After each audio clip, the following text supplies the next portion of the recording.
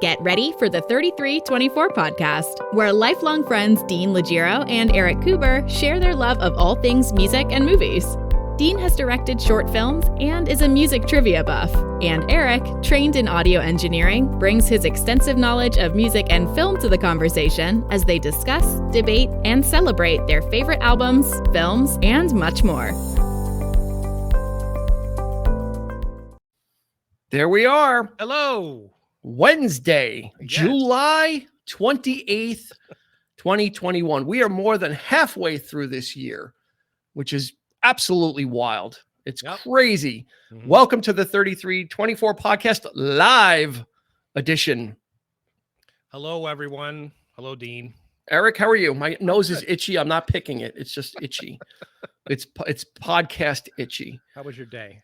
It was good. Yeah. It was good. How's things going? Good. Very good. Kelly Kuber, hello. Hello, Kelly. Nick, greetings and salutations. Hey, Nick, how are you? We haven't forgotten about you. I will address your Batman Begins episode and the status of it. So Yes. I hope Nick isn't like one of those loan sharks. He's like checking in, like because we owe him money. He's like checking in, like, well, where's my episode? Right. He's coming to collect. You You might see us with a couple of broken bones. put my episode on now.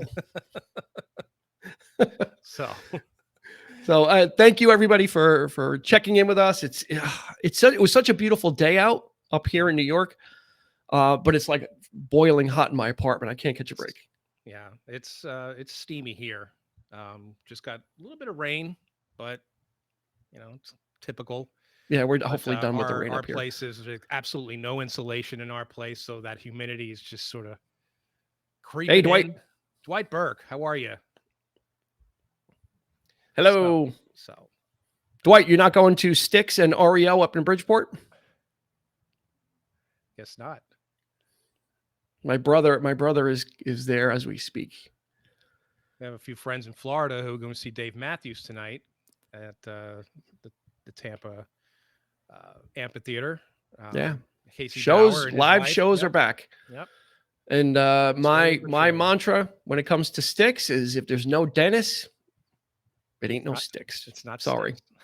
Sorry. I know they tour, and I know Tommy Shaw and James Young, and most of them are still there. But for me, I didn't think James Young was still involved. Yeah. Well, yeah. I didn't know that. I thought it was just Tommy Shaw and some other dudes. And hi Beth, how are you? Dennis at the Paramount in Peekskill. Interesting. I didn't know he was. I didn't look and see what he was doing. I would absolutely go see Dennis DeYoung in a heartbeat again. Fantastic show. Of course, Dwight has all these tickets way in advance. Live concerts and live podcasts. Yep, I went to my first live show about a week and a half ago. So we're getting back into the swing, and then I have a double header, a la Eric when he came up. I have a double header in September. I've got Lindsey Buckingham and then Lord Huron the next night. Yeah, that's a couple of good shows right there. Sean Grady, David Matthews, former Yorktown resident. Mm-hmm.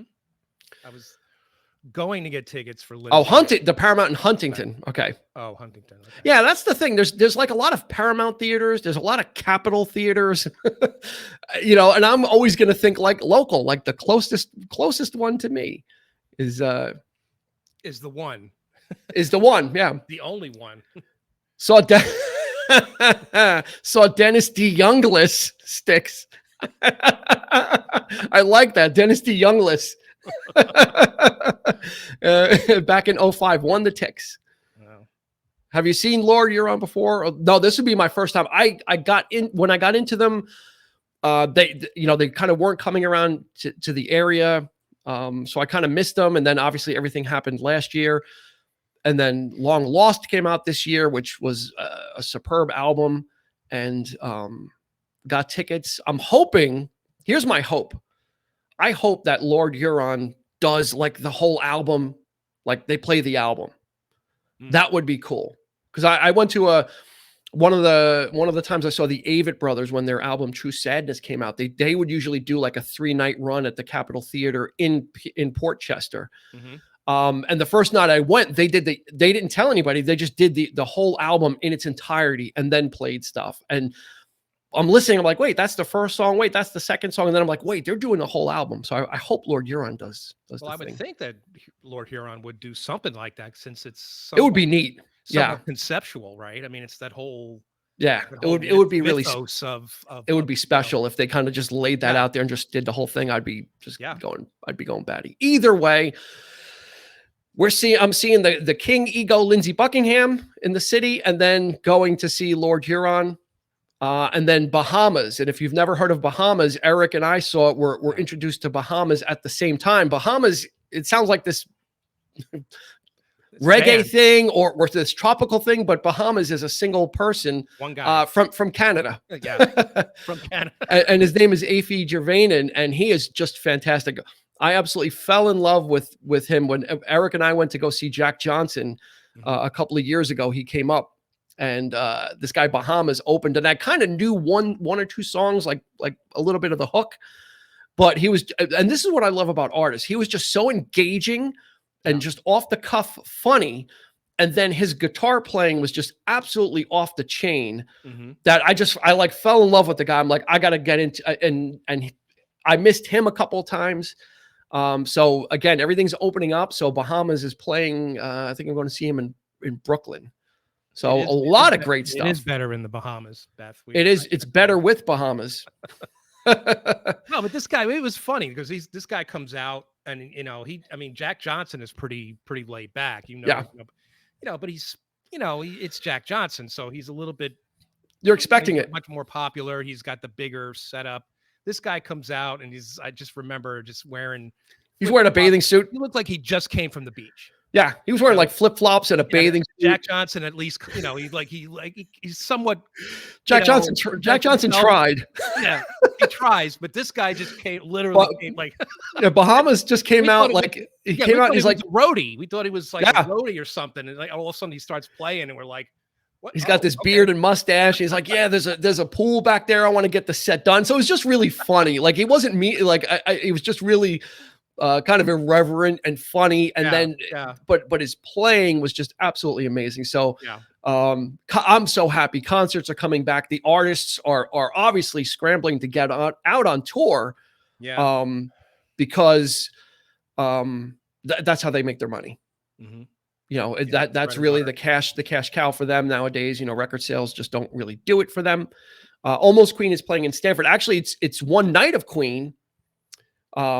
Which is Gary Mullen and the Works, which is really good. I'm looking forward. I'm notoriously hard on cover bands or tribute acts, not cover bands, but tribute acts. And I saw Gary Mullen and the Works in 2009. And believe me when I say, and I've heard the other Queen tribute bands, One Night of Queen is the closest I've heard anybody ever come to Freddie Mercury. And that's saying a lot. So if you go on YouTube and you look up One Night of Queen or Gary Mullen and the Works, I'm hoping, I saw him, this was like 12 years ago now. I'm hoping he still has it. So we're going to, that's some great stuff. And Stanford gets a lot of, where I live has this concert series every year. They get a lot of great artists. We've got Third Eye Blind this year. We've got Blues Traveler. Jefferson Starship, but that's minus Mickey Thomas. So that's just Jefferson Starshipless, to take a page from Sean Grady. Is it shipless? Jefferson Space Station now, or is it something like Pluto or Jefferson Starship, and then higher and higher, right? Something and then Mickey Thomas tours as Mickey Thomas singing the songs of Starship or something. I love how Dwight and Beth are having a conversation of their own here. They're going back and forth. It's like, okay. Well, okay. Some sad news today, as most of you probably know. Dusty Hill, rest in peace, from ZZ Top. Sad. We don't even know do we even know how he died? They don't know. Dusty Hill, if you don't know, is the bass player for ZZ Top. So he was, oddly enough, you want a weird piece of trivia? There are 3 members of ZZ Top, and the drummer's name is Frank Beard. And he doesn't have a beard. He's the only one who's got a mustache. Never did.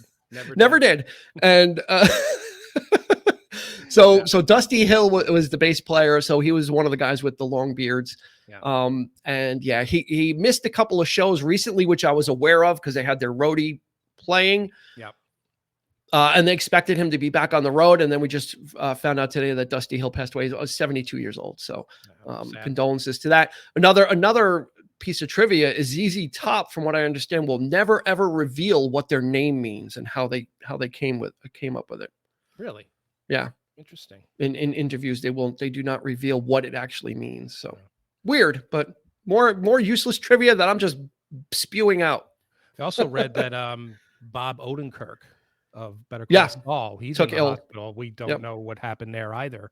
Yeah, so he had to miss a couple of Better Call Saul filming. Best wishes to him. Hopefully he'll recover for whatever it is that happened. He collapsed. So prayers and wishes go out to him. Yeah, everybody take care of yourselves. Yeah, really. We want you healthy to go on. Strain that's going around, guys. To go see tours. We want everybody out there checking out concerts. Yeah. That's what we want. So let's do our normal housekeeping. First of all, thank you everybody for checking in and hanging out with us. We hadn't done one in a couple of weeks. I went on a vacation. Eric went on a vacation. Yeah. And now we're back. So we're well rested and I'm well fed. So we're in good shape right now. Dean just told me before we started, he literally got back from dinner. Literally just got back in the door. Yeah. Literally got back in the door. So thank you everybody for checking us out. Always appreciated. If you can, the big push is just share our posts, share our new episode posts when they come out.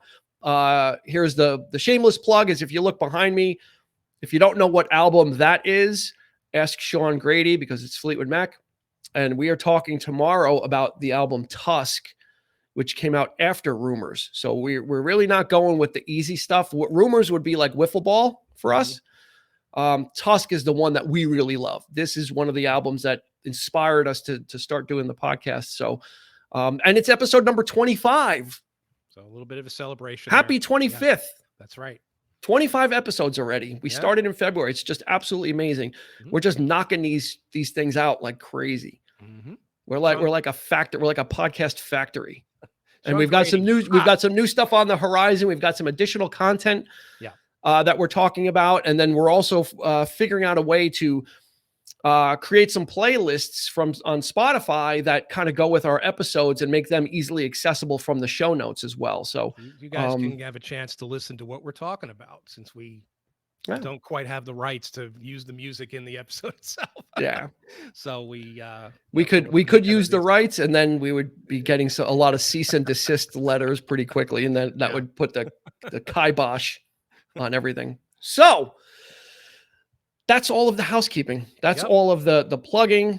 That's all of the witty banter that we have beforehand and shop talk. And this topic comes from one of our listeners / wife of co-host. Yours truly. Kelly Cooper. Yep. And she thought that it would be a great subject. And she's absolutely right. And I'm glad that she came up with this.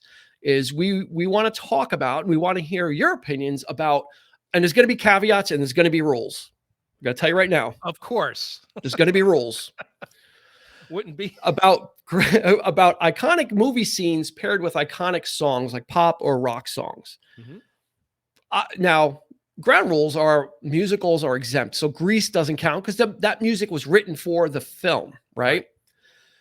It's going to be, if you go into the Marvel universe, it's going to be really easy for you. And that's kind of, I didn't really think about anything in the Marvel universe because they're not using the music as much or as judiciously as previous films and filmmakers did. So I want us to try and go back a little bit where there's a specific song tied with a specific scene that really punctuates the scene by using the music. And, the Marvel films like Guardians of the Galaxy, I love it, but it's like watching an extended music video because there's so much music in it. Right.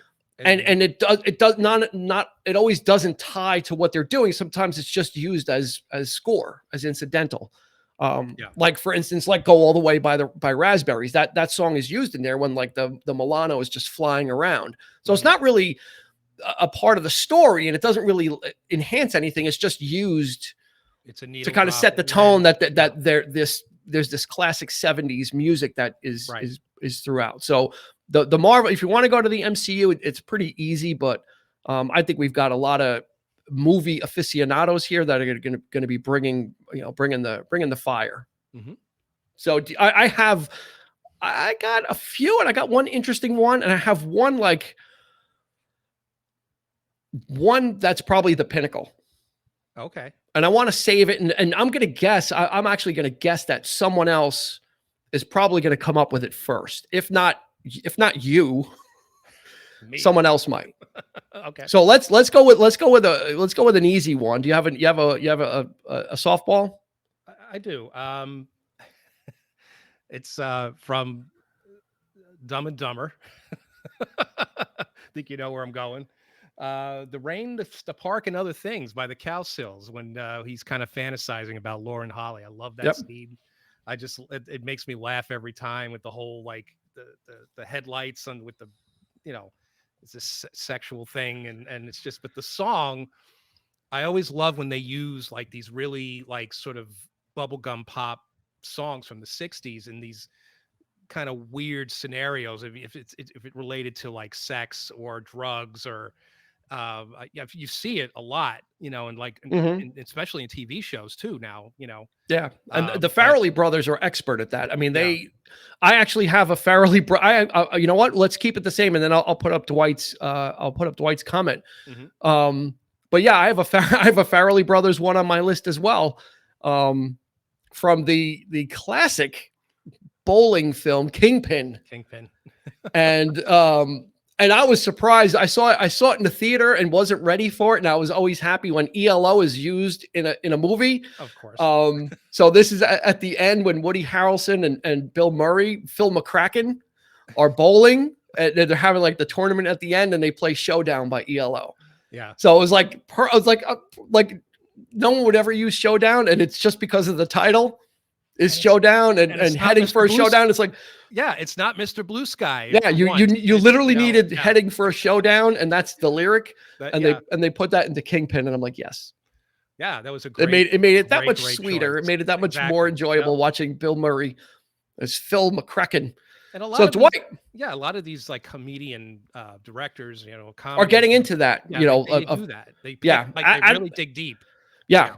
So Dwight actually beat me to the punch, although this isn't my ultimate. But Tiny Dancer, Almost Famous, as it brings the band and friends all back together for Big Fallout. I actually wrote down Almost Famous generically because there's other music throughout there as well. Mm-hmm. Although even though it's about a band that does their own music, you don't really hear too much of that.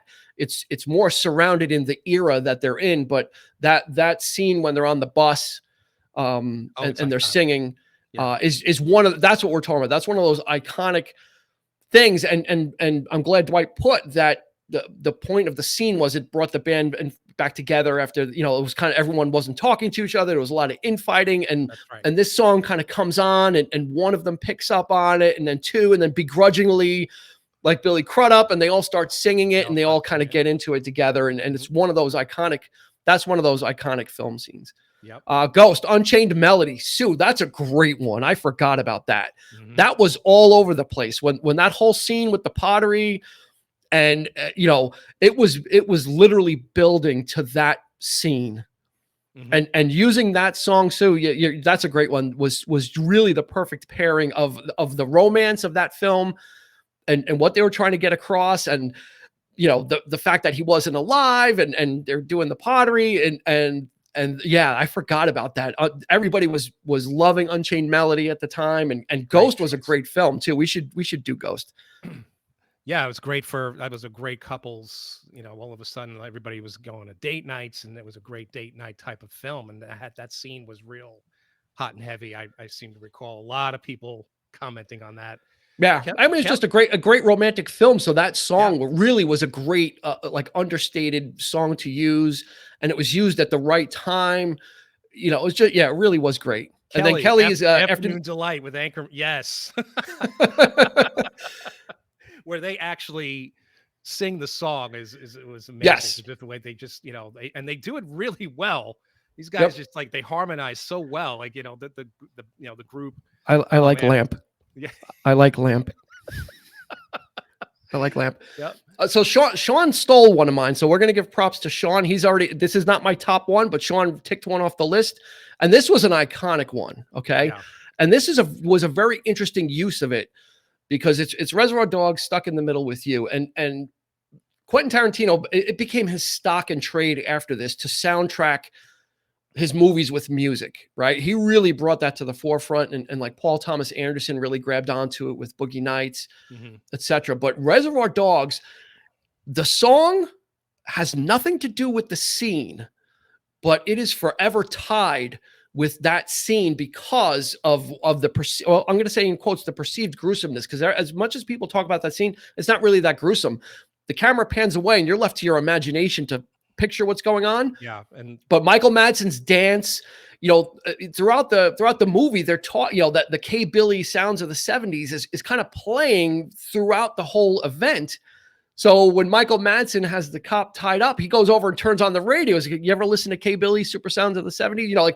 It kind of works its way into the script, the radio show. And it's really brilliant. Like he really, after this, he would use music as a score, but he really, in this case, worked the radio show into what was going on because Sean Penn talks about it. Yeah. Do you ever listen to K-Billy Super Sounds of the 70s? So it comes up in the movie. And then when it's time to torture the cop, he puts the radio on, and this just is what just happens to be on. And he does that dance, and he's swiping at him with the blade. And Sean, good one. Another one, I guess, would would be. Wait. Let's get Dwight in here. Oh, we got a couple. Oh, Kenny Loggins. I'm all right. Showing the gopher was not assassinated in Caddyshack, right? The gopher is dancing. That was just hysterical too. Like that was just one of those things that you weren't expecting. This, like, you weren't expecting to have like a puppet gopher be like the main protagonist in the film. And then when they're playing I'm All Right and he's dancing, and it's just like you knew you were in for something a little bit different, with that. So yeah, the gopher is just I'm actually laughing thinking about it now. It's just one of those and he's just kind of going back and forth and dancing. I love it. Most iconic, Bohemian Rhapsody in Wayne's World. That's another good one. That brought Queen back into the public consciousness. As you see, a lot of comedies are making use of that music. Billy Madison, Adam Sandler did it a lot too. He did it in Billy Madison. Extensive use of music. Another great iconic scene is when in Billy Madison, of course, it's an ELO scene when Steve Buscemi is thinking about killing. He's got a list of people he's going to kill. And since Billy Madison was nice to him recently, he crosses off Billy Madison and then he puts the lipstick on and Telephone Line is playing. It's got nothing to do with anything. Yeah. It's just a random use of it, but that's like one of those things as well. I'm actually going to challenge Nick here with Queen. You think that's the most, I prefer Don't Stop Me Now from Shaun of the Dead. The scene where in the bar where they're actually fighting the zombies to the beat, to the rhythm of the song. And I thought that was such a brilliant. All right, we have a winner. Yeah. Someone guessed my number one iconic scene. So instead of saving it till the end, we're going to give credit where credit is due. And it is Sean Grady. This was the use of music in Goodfellas is one thing, right? It is absolutely, Scorsese got into that as well. But the use of this particular song in this particular scene is very iconic, only because also at the time, it's what part of this song is used. That's the thing, is he used that piano exit and with the guitar, the instrumental play out, he used that as score. So he wasn't using lyrics, and he wasn't using lyrics to tell part of the story. You see the camera pan up on that pink car, and the two dead bodies are in it, and you just hear the piano break from Layla come in. Yep. And it's actually used as a score. And then he starts narrating, Jimmy was cutting all ties with everybody, and just all the different montage. I'm getting chills thinking about it, just the montage of all those different dead bodies when, Jimmy 2 times or whoever, like all these guys. And that music is playing in the back as a score. Mm-hmm. And it's not distracting because it's not music. Like you have to listen to the lyrics and say, how does this correspond? Right. Sean, you won. Sean wins the internet. Sean won the internet on July 28th. He absolutely won. Excellent. I think of the movie every time I hear it. You do. That became one of those ones where you hear, and I think when I first saw Goodfellas, I knew it, but since I heard it out of context, not with the rest of the song, it was a little disorienting. I'm like, where is this from? I thought it might have been because they played, I think, What Is Life also from George Harrison. So I'm thinking, is it another George Harrison thing? Like, well, that whole manic scene with mixed with George Harrison, The Who, Magic Bus, the Rolling Stones are being, bam. It's all three of those tracks in that manic scene at the end with the cocaine fueled is perfect. That's a scene to behold as well. There's a lot of great scenes in Goodfellas. Actually. Yeah. I mean, and I never knew that one song was "Jump Into the Fire" by Harry Nilsson until I got Nilsson's album. I'm like, oh my god, that's the song from Goodfellas. Song, yeah. Guardians of the Galaxy, right? The whole mixtape. On my list, I actually had Stardust from Goodfellas, the scene where the kid transfers from being the kid in the courthouse, and the guys come out, oh, you broke your cherry, and then for the first time you see Ray Liotta, it's like his introduction was this great rendition of Stardust by Billy Ward and the Dominoes, and just I love that scene. And the camera pans up and it's Ray Liotta standing there. That's such a great such a great, and that's the thing is when it's used, nowadays it's almost used slapdash. It's like, let's get some music in there. People like it. They like listening to it, like pairing it. Power of Love, Back to the Future. Right? Yep. That was used to, great success at certain points to punctuate, especially when he's going away and she writes her phone number down and hands it to him. And it's like, and then you hear like the song come in. Yeah. It's played a couple times. Okay. Yeah. Nick has something really long. It's covering Eric's face. So I'll try and read it as quick as possible. The one that's stuck in my head all these years, the one that nobody heard of, Michael J. Fox's Doc Hollywood. First scene during the opening credits, the one-hit wonder song One and Only plays and perfectly captures what Fox's character is all about. Vain, self-centered guy who wants to go to Beverly Hills to become a plastic surgeon. Eric said, there he is. The movie shows his what he said. This is not like Twitter. There's like, I guess there's unlimited characters. Discovers himself, underrated movie in Fox's filmography. Yeah, Doc Hollywood wasn't a big film. And he was right. That was like right after the whole Back to the Future thing. Is really riding the cusp of it. Kai Harris. This might seem like a cliche answer, but an iconic scene for me would be Bender from The Breakfast Club with the fist in the air about "Don't you forget about me." Absolutely. Oh yeah. It's not cliche at all. It's a great absolutely scene. But now here's the thing, though that song was written or presented for that soundtrack, right? Power of Love was written or included on the soundtrack for that, right? So you have this second part here of songs that become iconic that are tied to the films, but were part of the thought and what they wanted, getting original music on there. Wilson. What does that mean? Wilson Phillips. Finish your thought, Beth. Brian Wilson. Kelly Kuba, yes. Doc Hollywood is one of your favorite films. Yes, indeed. Yeah. So Sean's got it. So let's do. What do you have another one? I do. Actually, this is kind of funny because I had just watched it, and she's saying that you were like Wilson from Home Improvement because you're over the okay. That joke had a delay on it. Had a little timer on it. Okay. Fast Times at Ridgemont High. I love the scene where Damone is telling the character that when he's going out on his first date, and he's like, listen to side 2 of Zeppelin 4. And when he's in, and then they cut to the scene, he's in the car, he's listening to Kashmir from Physical Graffiti. So they're not using. So I don't know if they had what happened there, if that was a mistake or if they couldn't get the rights to the song for some reason, but they ended up using Kashmir. But it's almost like a running joke. Yeah. So that's such a great scene. It's something that we always used to comment on when we watched it back in the day.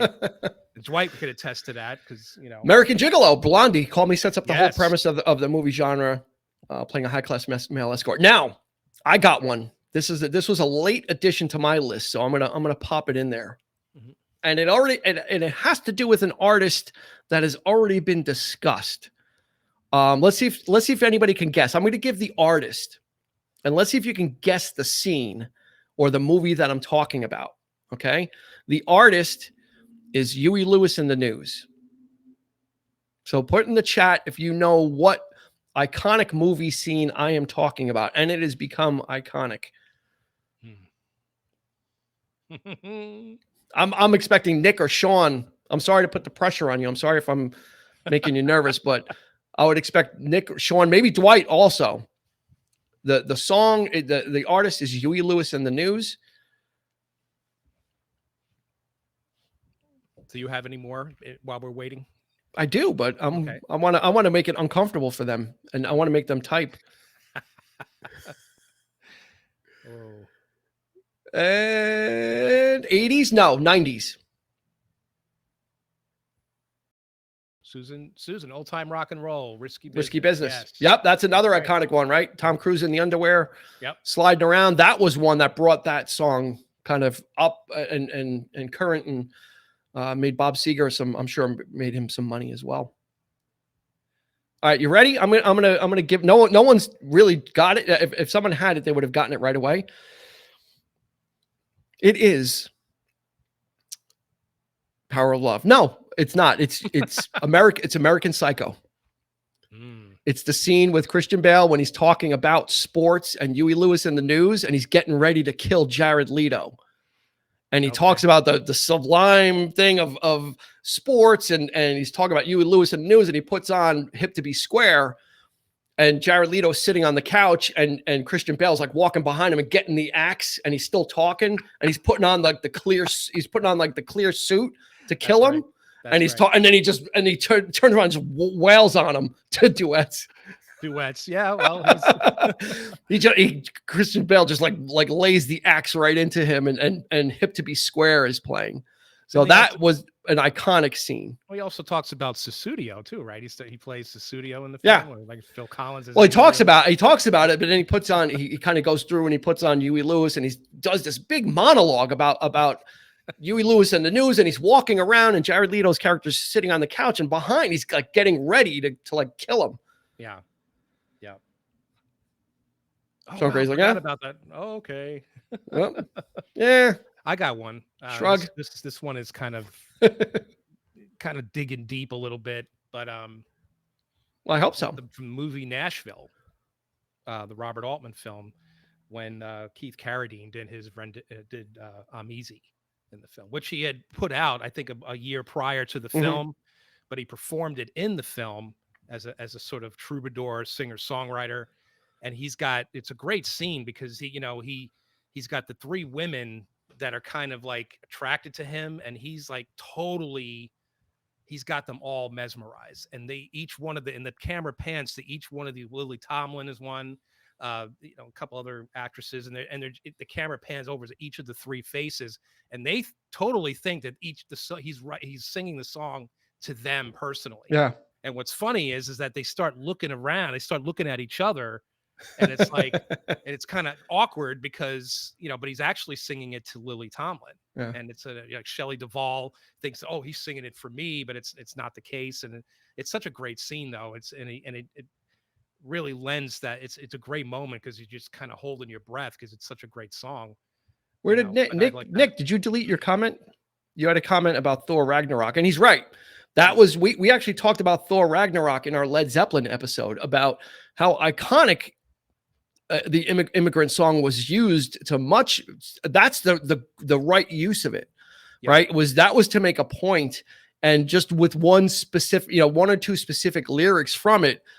And you're right. And now, like, whenever I hear that song, I think about, at the end when Thor was like leaping in the air, and just like the lightning is just, he's just laying the lightning down on everybody. His eyes are glowing, and he's just laying waste to everybody. And that's a great use of it.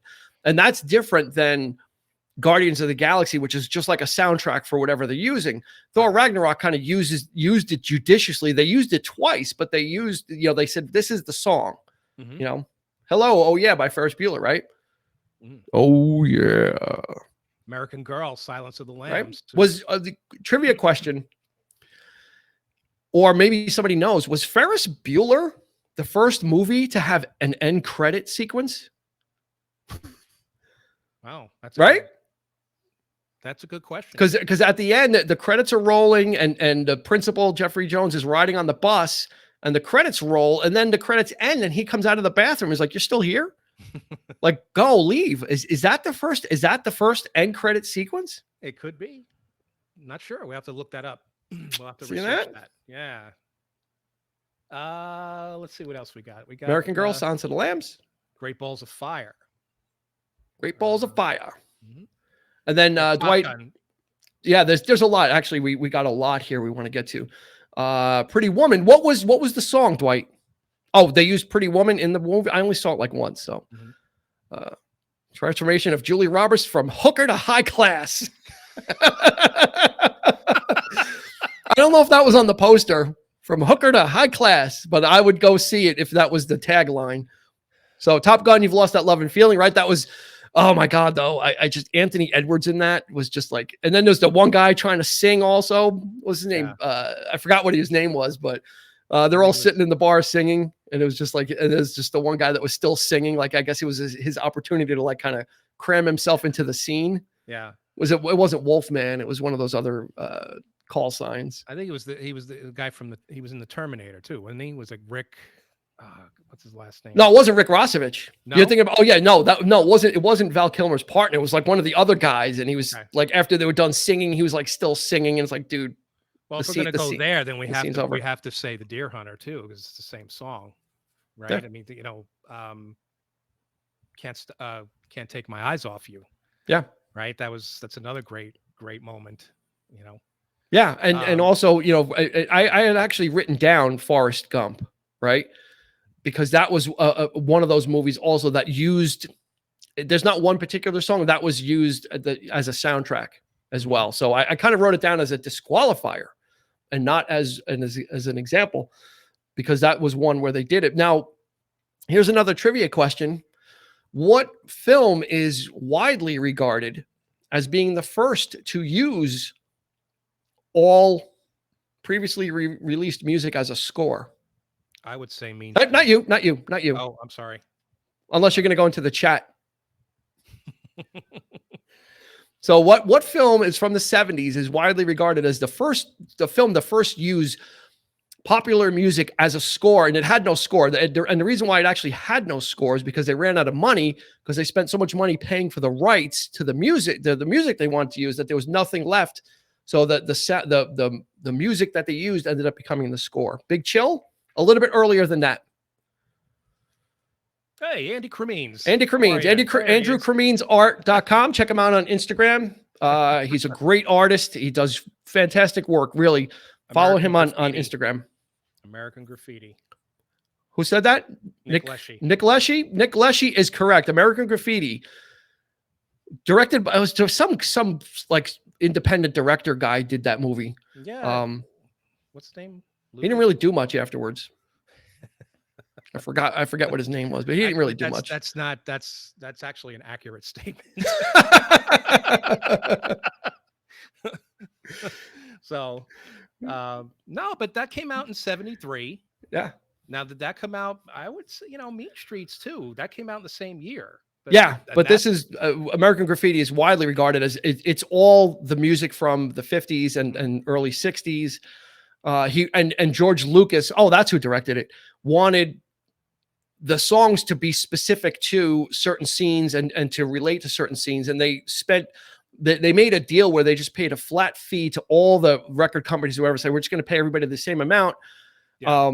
And by the time that was done, there was no money left to actually have a score to score the film. So they just went with that. And American Graffiti became really like one of the first iconic films for having a soundtrack like that was not made for the film, but with existing material, as it were.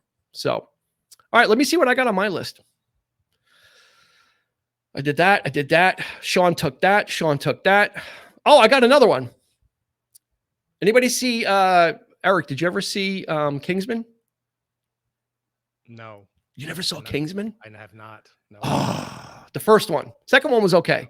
First one was excellent. I wanted to. I've never gotten around to seeing it though. Yeah. I had Anybody in the chat that's seen Kingsman and might know what scene I'm talking about? We'll give him some time, but there's one scene, and the use of the song is just has nothing to do with the scene, but it's just a really great use of it. I love that, by the way, when the song is used way out of context, and it's just, that is my favorite type of, it's like, well, like you said, like Layla and all that, it's just totally unexpected,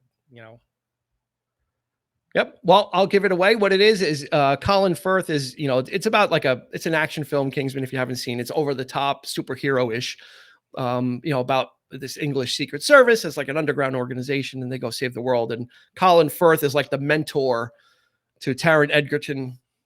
Some music deals are like, yep, animated heavy metal. We'll get to that. And there's one scene in a church where Samuel L. Jackson is the bad guy, and he has he's giving away free cell phones, and what it does is when he activates this thing, it makes these people go crazy, so he can hold the world hostage. Really, James Bondy type stuff. Yeah. So they're gonna activate it in a church. So Colin Firth goes to the church, and he gets activated as well because he's in the church, and he's just blowing people away. I mean, he's just and it's in a church. So these people are at church. He just kills the church full of people. But Freebird is playing the end part when it picks up and gets really fast going. So it matches the tempo of the scene, but has nothing to do with the scene whatsoever. But Freebird is playing, and he's just, I mean, these people are dying in gruesome ways. And Colin Firth is he literally kills like 30 people in the church, just all different ways. The way it was blocked, the scene, everything was just amazing. But so some music deals or lack thereof hurt distribution, like the animated heavy metal. Lucas knew what he was doing with American Graffiti. Now, heavy metal was great though, but most of that, a good portion of that music was written or obtained for that movie, which I do have the soundtrack on LP, which is I love that movie. It's just that's like an ultimate midnight show is heavy metal. Yeah. Yep. What do you have? I got this is actually an episode from a TV show. That Kelly and I. There he goes, breaking the rules. We're breaking the rule. Why are we breaking the rules here? But it's used quite effectively, and it's like a song that I love, and it's a song that I could just stop in my tracks every time I hear it because it's just so ethereal and so sort of and that's 10cc's I'm Not in Love, and they used it in an episode of Medium with Patricia Arquette. And it's this episode of this couple in a hotel room, and the guy, each time she has the dream. If you don't know the show, she dreams about, she has like these visions, and then she, throughout the episode, she kind of has to help these people, because in each vision that she gets is a little piece of the puzzle further along. In this case, they use the song quite effectively because they play it like over and over and over, and if you don't know the song, you listen to the opening bars, and it's just, it's the first few notes that you hear in the first Guardians of the Galaxy film. They open the film with that. That's Not in Love. But it was used to such great effect in that episode. It's so haunting and I never forget it. It's like it just sticks in the back of my mind. Anytime I see Patricia Arquette, or if I see anything to do with that kind of thing, it comes back. Immediately think of that song. Yep. And like Father Like Daughter, not a movie, so this is cheating. Thank you, Kai. But I love the use of Should I Stay or Should I Go by the Clash and Stranger Things. And now Eric has now opened up the floodgates, and Nick is, if we're breaking rules and counting TV productions, see, then I picked Don't Fear the Reaper in the original The Stand mini series. See what you did? I see what I did. Well, of course you could go, of course, the cowbell in SNL. That's right. He's already there. That's always, you got to have more cowbell. That's right. What else you got? I got a fever. You got something else? I do. Let me see what I have here. Almost Famous, Kingsman, American Psycho. Actually, that's what I've got for those, because I didn't, and like I said, Platoon as well. Okay. What was it? Well, it wasn't Tracks of My Tears. Someone help me out. What was the song in Platoon when they're all singing? Was it Frankie Valli? No, I think it was Tracks of My Tears. Was it Tracks of My Tears? Yeah, Smokey Robinson. Yeah. Yeah, when they're all when kind of Chris Taylor, when Charlie Sheen's character finally kind of gets in, and after he gets shot, and he's meeting up with Willem Dafoe, and they're all smoking and having a good time. It was Tracks of My Tears. Yeah.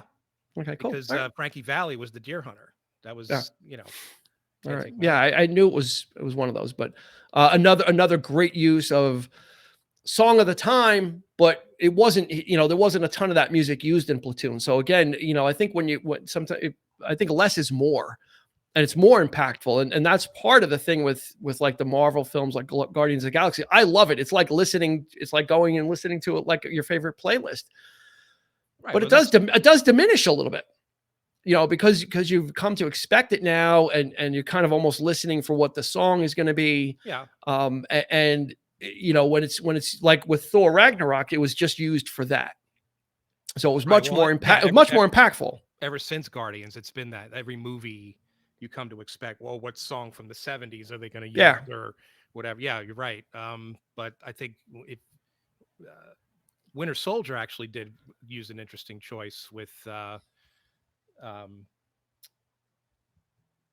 Trouble Man, Marvin Gaye's Trouble Man. Mm-hmm. I love that. That was like the only song that appears in that and film. And it's more impactful that way. It was used to great effect. Yeah. So because it was part of the story. It was part about Steve Rogers kind of catching up with everything that he missed, and he had like the list of all the different things that he needed to do and check out and all that, so which is great. And it's not a song Can't Hardly Wait.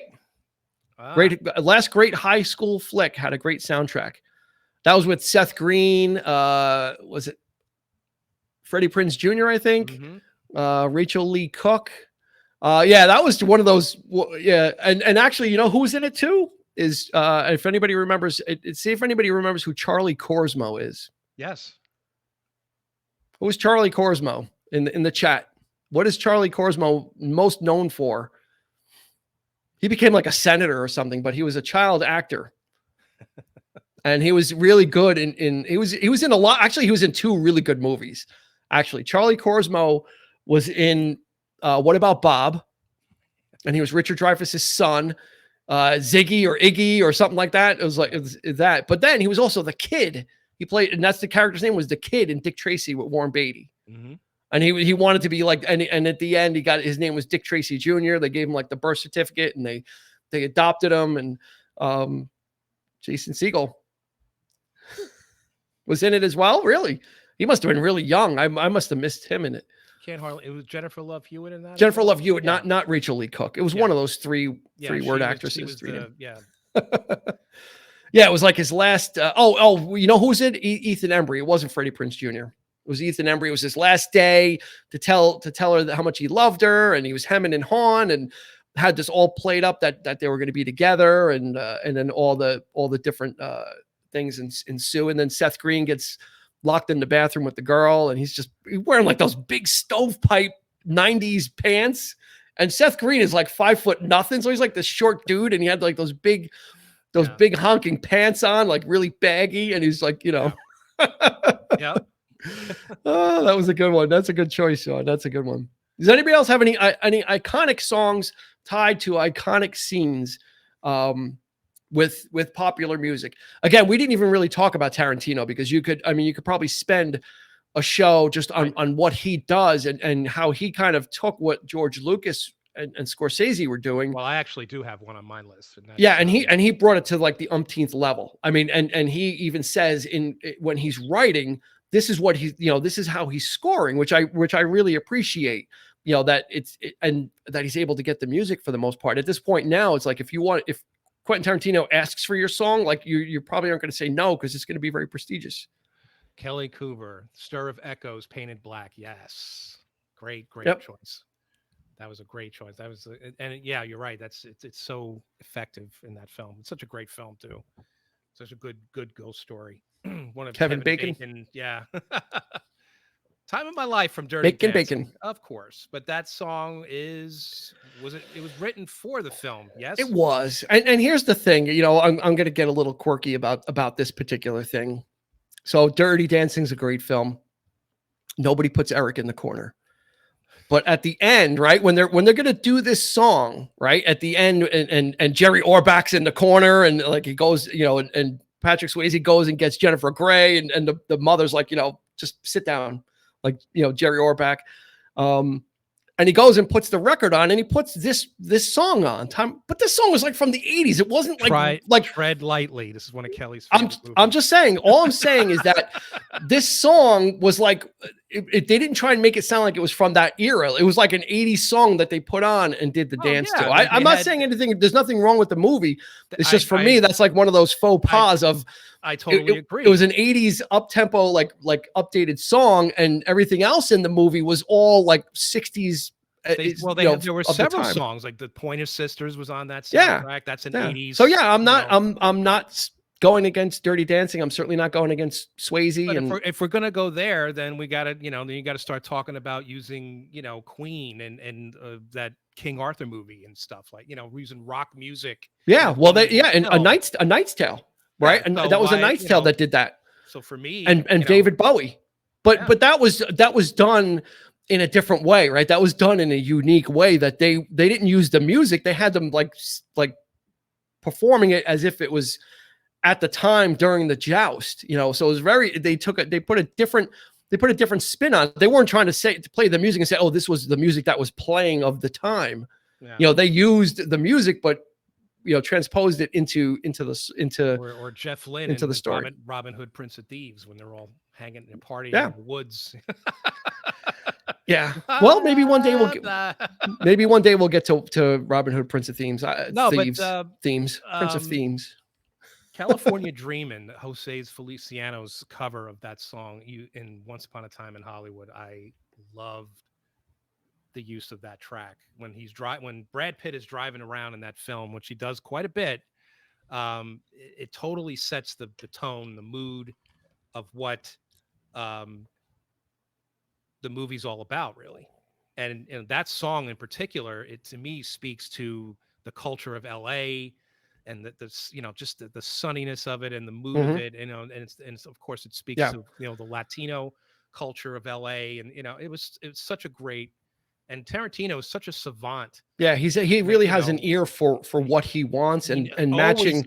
Always goes deeper in the well with he doesn't use popular songs, and if he does, they're covers. Or he'll find the most obscure. Well, I don't know, not necessarily. I mean, if you listen to Jackie Brown, that was all soul music of the time, and it was a lot of Delphonics, and I think he's just really adept at matching what he's really good at it, matching what he's trying to do, or like with Pulp Fiction, where it was mostly surf music, and people that stuff was more obscure. So you're listening to it and it's like, oh, well, this is like the score to it. It's like, no, these are like surf songs.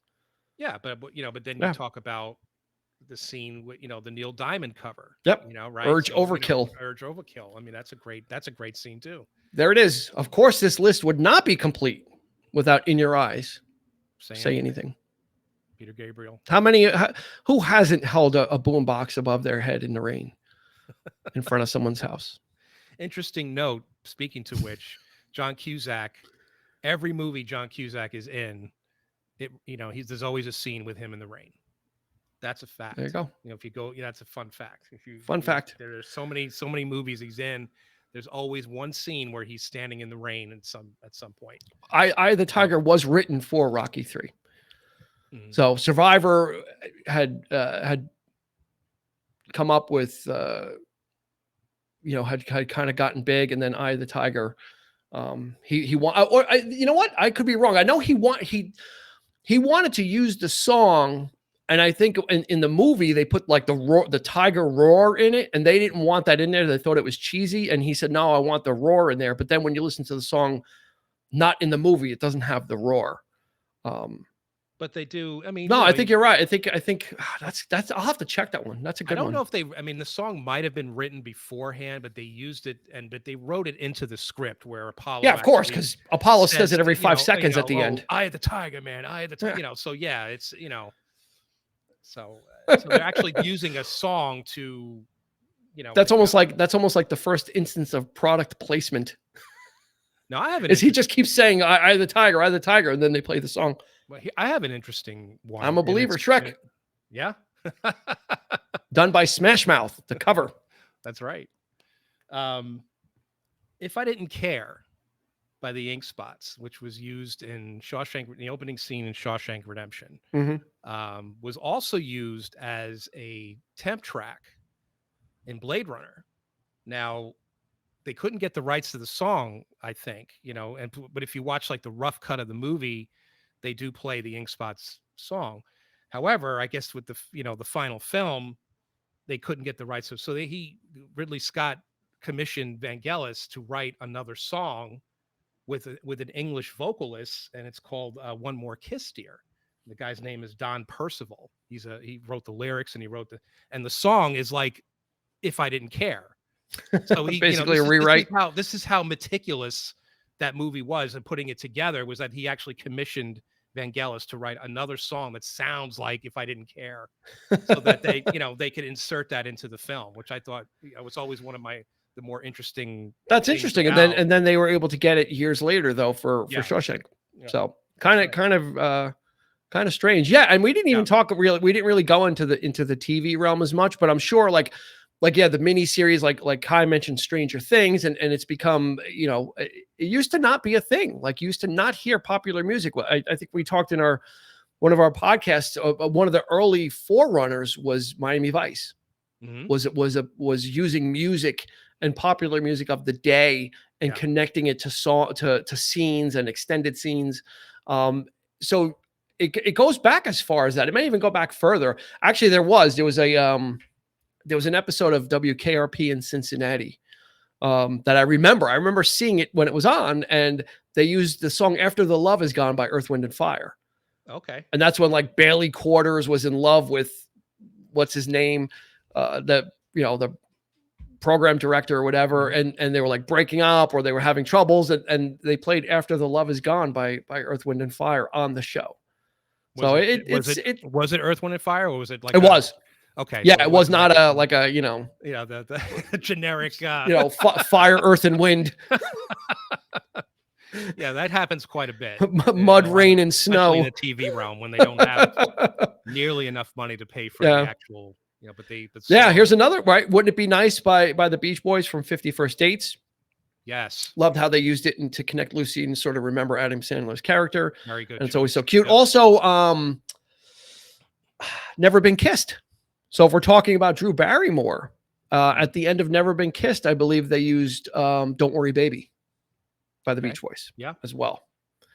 And if we're on a Beach Boys kick, which was really trippy, and this will tie back to what Dwight was talking about, Vanilla Sky. And they used Good Vibrations.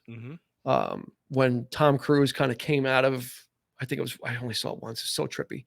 That's a great soundtrack. When he kind of came out of his surgery or whatever it was that was going on with him, and then and he's like awake or whatever, and Good Vibrations is playing. And Phil Flows in Almost Famous. Yeah. I mean, that's an obscure one.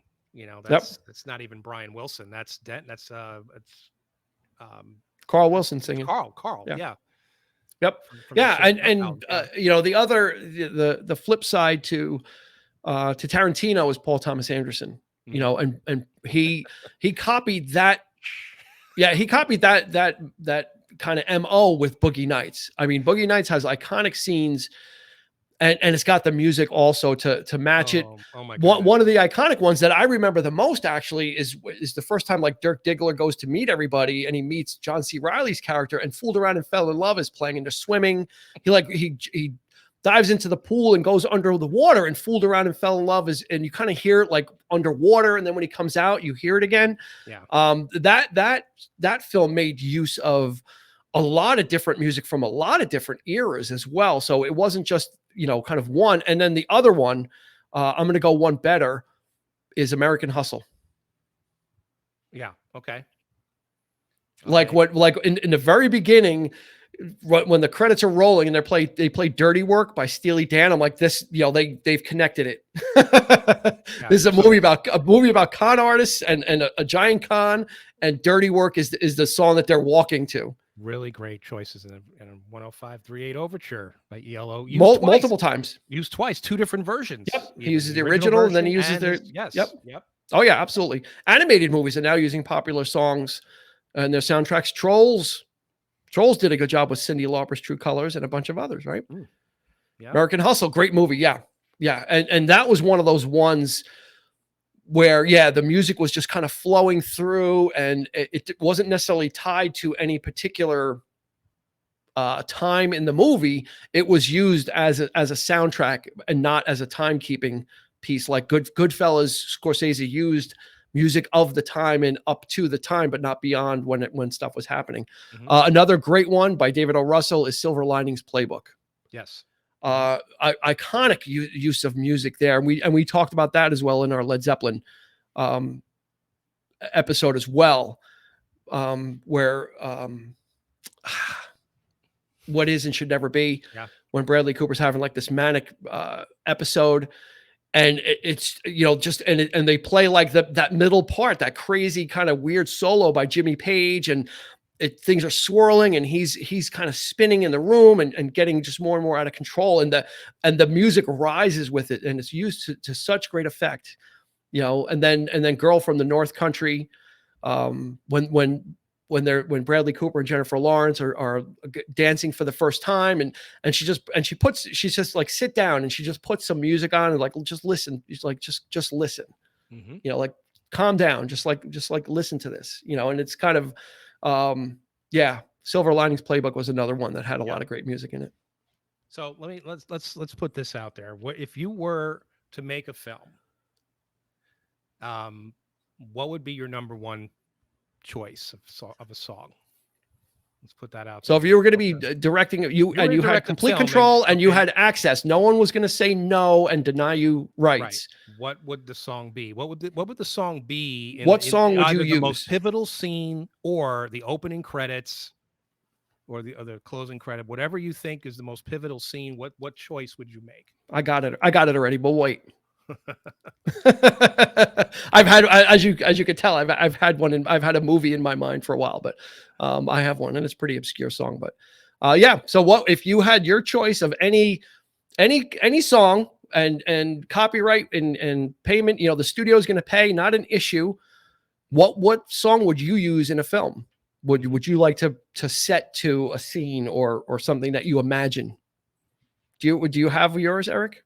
I do. I think I told you this once before, and it's the Who's from Face Dances. It's Another Tricky Day. Yep.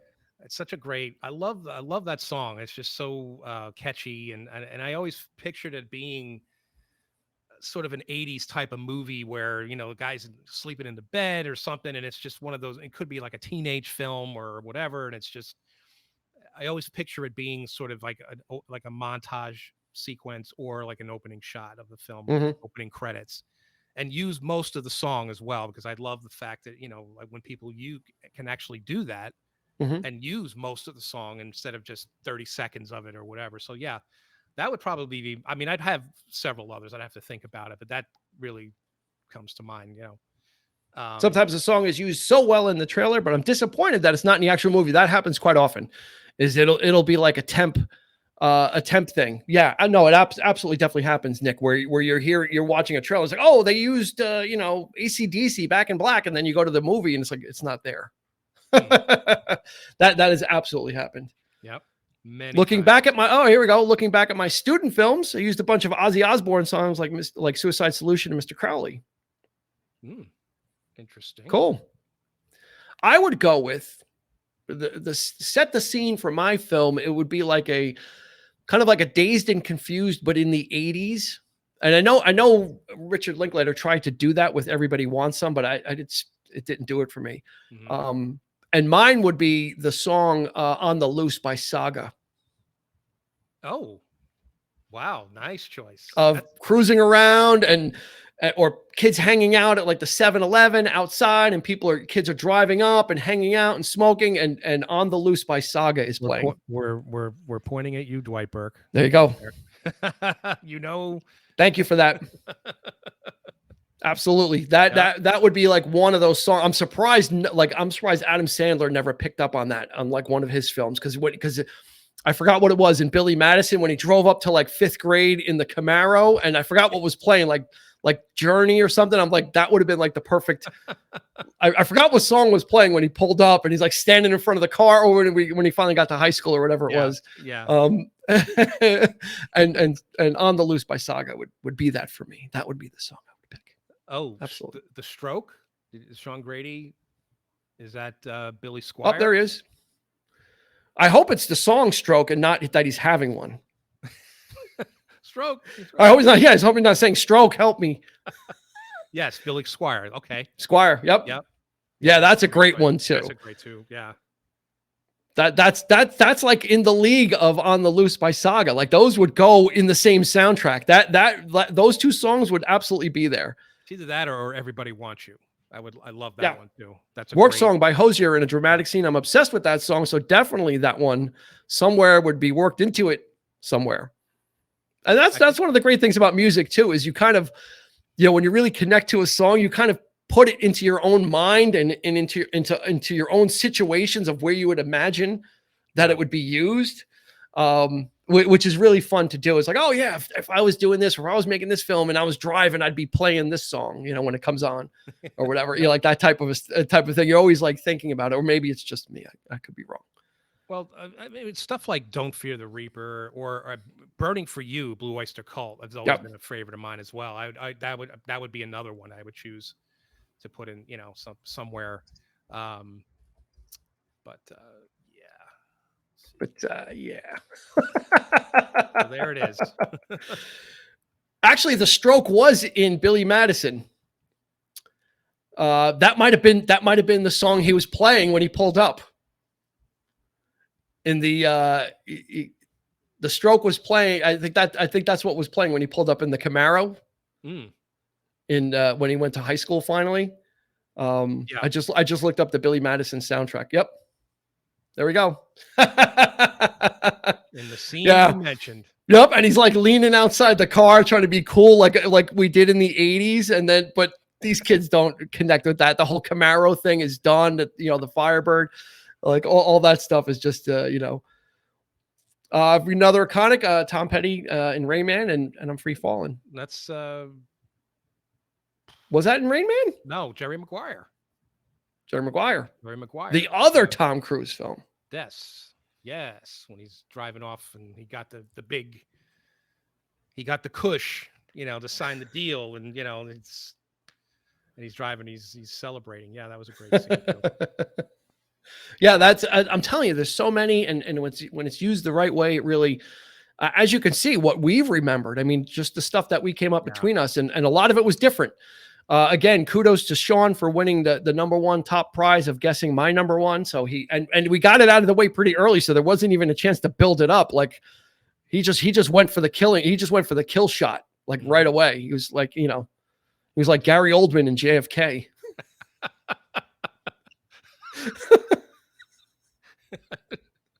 I know exactly what you're talking about. I went there. Oh yeah. I went there. Bravo, Sean. So yeah, that's absolute. This was such a great subject. If anybody has any other subjects, as you can see, we are not the do all and end all with maybe with useless knowledge, but not with topics. And this one was provided by Kelly Cooper. So thank you, Kelly, for giving us such a great and vibrant subject that tied both together. Usually we do something about movies and we do something about music, and never the twain shall meet. Well, now they have converged in this, where it's two great tastes that taste great together. It's like you got your chocolate and my peanut butter, and no, you got your peanut butter and my chocolate. That's what this is. And it was such a great topic, Kelly, and thank you for that. So if anybody else has great topics like that, let us know. Because that's what this community is about sharing and being involved and kind of being a part of it. So we always appreciate it and look forward to it. And yeah, we want to hear what kind of stuff you want to talk about. We're pretty much up for, Eric's got the movie stuff behind him. I got the music stuff behind me. So, we got it covered one way or the other. Mm-hmm. So I think that's going to do it for us. We're going to keep it short and sweet tonight.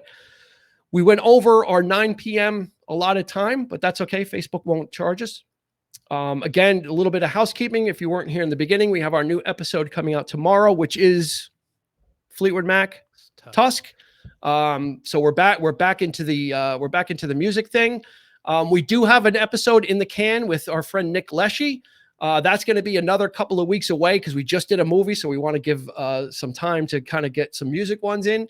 But Batman Begins is on the slate with Nick Leshy, so he was kind enough to join us. We had a lot of fun with that, talking comic bookery and the beauty of Michael Caine. So, but tomorrow is Fleetwood Mac Tusk, so check it out. Fleetwood Mac Tusk, that album is not like Rumor. So if you have not into Fleetwood Mac and thinking, oh, it's going to be about Go Your Own Way, well, Tusk is something very different. So I would encourage you to check it out if you're at all intrigued and your interest is piqued. If not, do us a favor and share it. Go ahead and share those posts. That's the best way to kind of spread the word and get it out there. And we appreciate that. Like I said, also in the beginning of the show before we started, we're going to be connecting some Spotify playlists. I curated a basically 2 songs from every episode we've done so far, and I couldn't believe it was a 2-hour playlist. I shared that, but we're going to be creating some more stuff to go along with our episodes and make it easy for you to kind of grab that music if you feel so inclined to listen to the White Stripes after the episode. We're gonna get those links right into the show notes so you can get it right from there. And then we also have some other content, additional content that we're working on as well, in adjunct to the podcasts. So I love Fleetwood Mac. Look at that. Look at that. Of course you do. You better. you better. And then we've got some nice just on the horizon too, just to kind of whet your appetite. We've got a whole in October. We're doing a whole Halloween month of Halloween themed shows. We've got some horror films that we're going to be talking about. So it's going to be Pumpkin Land in October. So we're getting ready for that too. So we got a lot of great and fun stuff coming up. And you know what? We're going to do a Halloween show too. I don't know if I'm going to dress up. I'll tell you one thing. There's 2 costumes I've always wanted to do, and I've never been able to. One, I've always wanted to dress up as Darth Vader, like rent a Vader costume. Now with my fat belly right now, that wouldn't be very threatening. It would be like, like more pork, like Boba Fett, and more like Porky Vader. But the other one I always wanted to have someone do Planet of the Apes makeup. I always wanted to be one like the classic apes, and kind of get someone to do that, the prosthetics and everything, and go out. Like that was always my Halloween wish for costumes. But alas, it was like whatever it was, those plastic face things like the Hulk, and then the green jumpsuit that you wore, the Don Post or whatever. Yeah, the green jumpsuit that had a picture of the Hulk on it, and then the Hulk face. It didn't even it was advertising who you were. It didn't have like the. That's right. Please dress up. I think we will. I think we could definitely have some fun with that. We will do a Halloween. I think so. We'll do. You know what we'll do is maybe we'll do a Halloween show, and we'll send out a bunch of email invites, and we can have people come on if they're dressed up and they have a costume, and we can get you in on the stream as well, even if you don't have a costume. That would be great. If you dressed as a podcast listener, that qualifies. There you go. The box costumes. Right. And it would have like whatever it was written on the side of it. And then kids, 6 to 10 or 10 to 13, whatever size it was, those things never fit. I always just ended up wearing the mask. Like the jumpsuit thing I was like a husky kid. If you remember husky pants from Sears, and they had like the knee pads like that was my life. So those costumes never fit anyway. Yeah. Yeah. Had like that knee thing sewn underneath the knee. So when if you bent your leg, you could see that there was like a knee pad underneath because, fat kid needed support. Oh my goodness. It is true. Anyway, I have overshared enough for tonight. You really dug the well there. That's fine. I have nothing to hide. I have no shame, and B, I have nothing to hide. There's nothing wrong with that. So again, thanks everybody for checking us out and spending time with us. We're going to do another one, hopefully in another 2 weeks now that our vacations are over. So if you've got something again, or you want to join us, shoot us an email, shoot us a message. You know where we're at and where we could be contacted, and we'll get you in on this and give us a subject, and you can kind of take over the show for a little bit. God knows I speak a whole lot, and probably enough for everybody. Anything else, Eric, as we close? That's it for me. But thank you very much, guys. We appreciate it. That's all for everyone? Yeah, that's all for everyone? That's right. if you listen to the Fleetwood Mac episode, then you'll get that joke. Dean with that little dog chomping. Not that joke was not that funny. No, it wasn't. That's all right. Fleetwood Mac, we're done. Thanks everybody. Have a great night. Stay safe. New episode tomorrow. Take care. See you soon. Bye.